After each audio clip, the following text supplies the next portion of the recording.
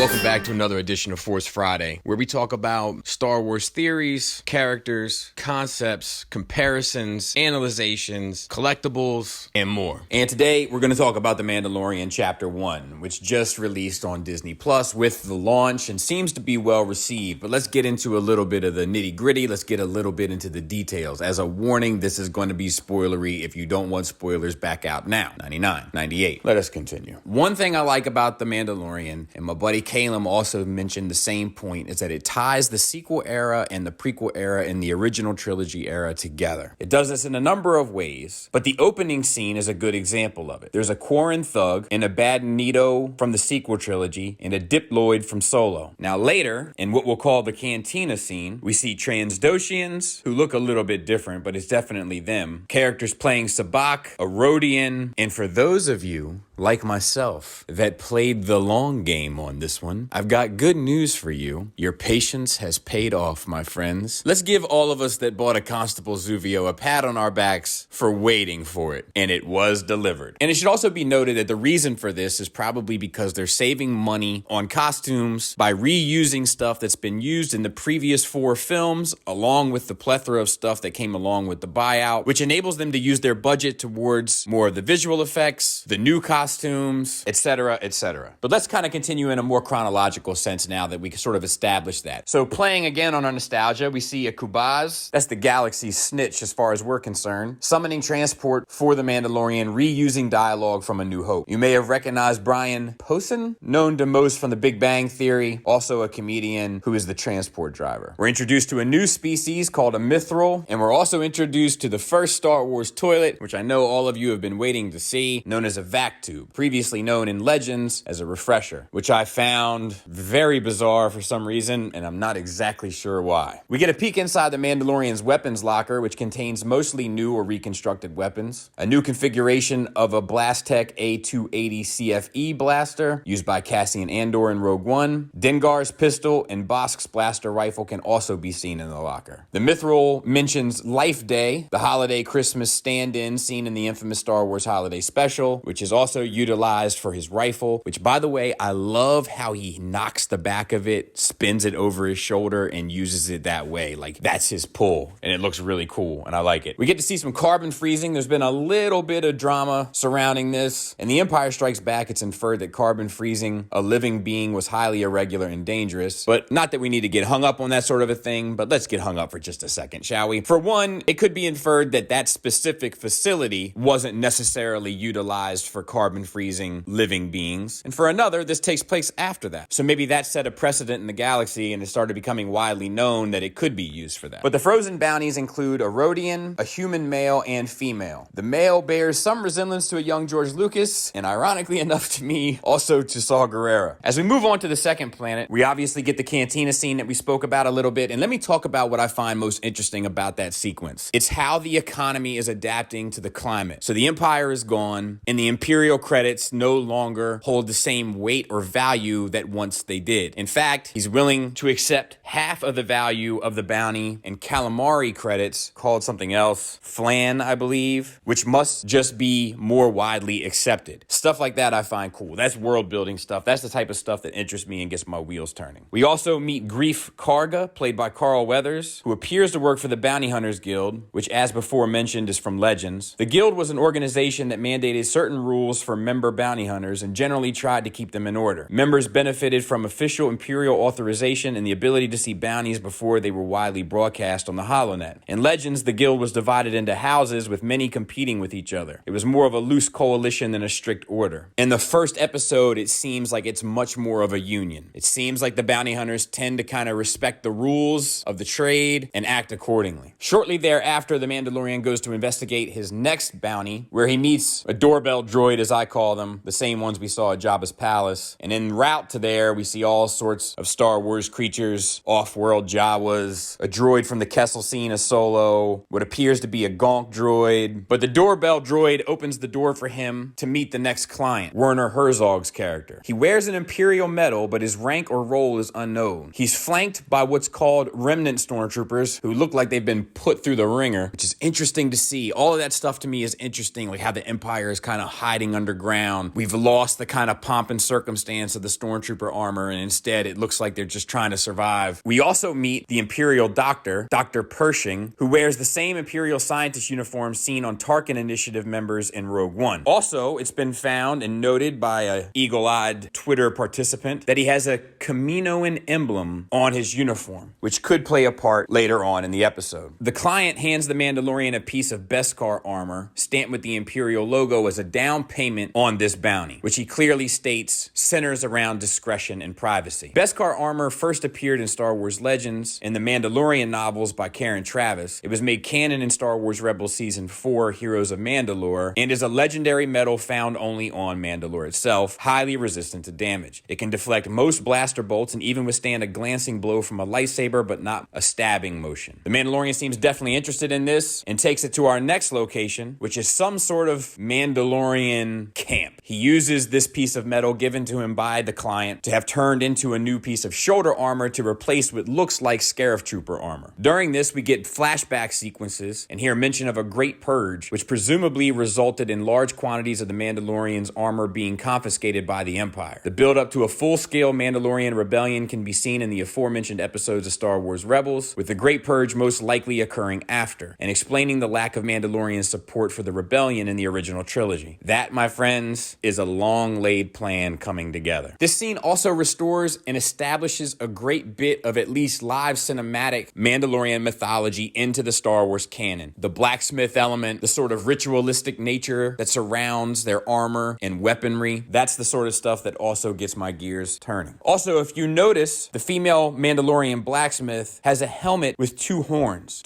that distinctively resemble Zebrak horns. Could this be indicating that she was perhaps formerly allied with Darth Maul during the Death Watch takeover of Mandalore in the Clone Wars Season 5? I can't think of any other reason why they would include this. It's such an obvious suggestion. During this scene, there's also rumors of Boba Fett being in the background. I'm not entirely sold on this idea. It very well could be. It is a combination of distinct color choices, but it could also be coincidental, and I'm just not ready to co-sign that one yet. She also asks if the Mandalorian's signet has been revealed yet. We don't know what that means, but it could be the mark of a clan or an indicator to the house that he owes loyalty to. He also mentions that he was once a foundling, a new term in Star Wars lore that we're not exactly sure what that means either, but it could have something to do with children that were hidden during the purge from the Empire and later found. Once again, just throwing shots in the dark. The flashbacks appear to be the same scenes glimpsed in the show's final trailer, showing droid gunships and B-2 super battle droids attacking a village, placing the scene sometime in the Clone Wars about 30 years prior, which pretty much takes us to the final act of the show. A dry, rocky planet that looks to be mainly dried mud, where we encountered the blurgs we'd seen in a lot of the promotional material, as well as Nick Nolte's Ugnaught character, Kuel.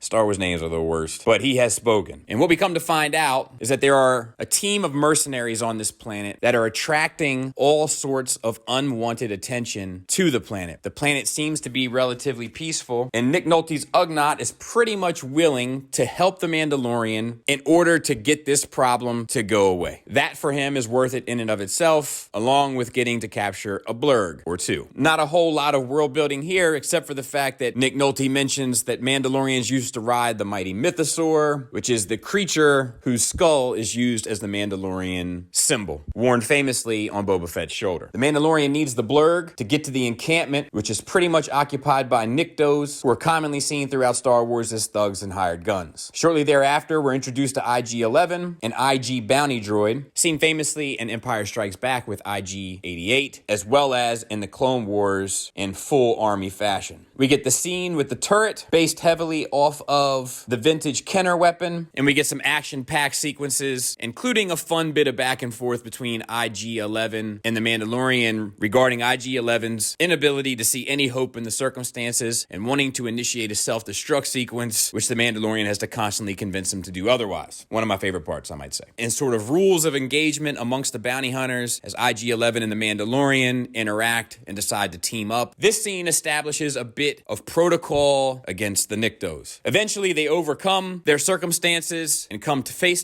with the asset that they were sent there for. And the big reveal of the asset is that it is a 50-year-old of the Yoda species. IG-11 says that he's there to terminate it, but the Mandalorian is there to bring it back alive. The Mandalorian shoots the IG droid in the head, and the show ends on the cliffhanger. So let me tell you what I liked and didn't like. I love the tone. I love the world building, the mythological stuff, the lore stuff. That's what's drawing me to this. How the Empire is living at the time. The cultural aspects of the Mandalorians. Plot-wise, the thing that has my interest is obviously the Yoda. Is it a clone? We know that Yoda's not the only one of his kind in the galaxy. How do we know this? Because Yaddle was out there somewhere living her best life. Yaddle's a little hootie patootie. I don't know.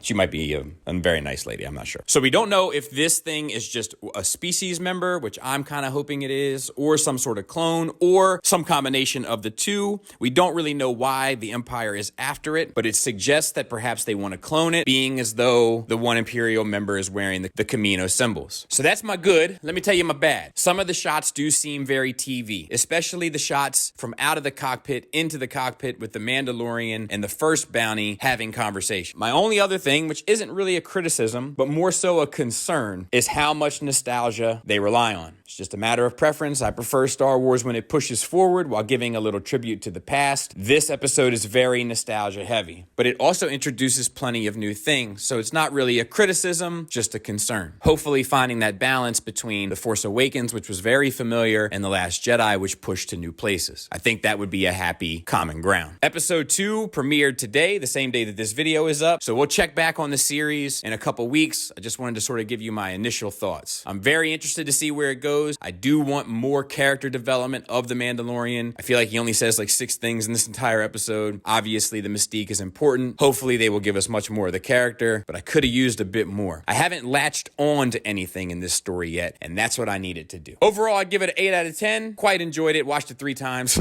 that day. Thanks for listening. Thanks for watching. Until next time, take care.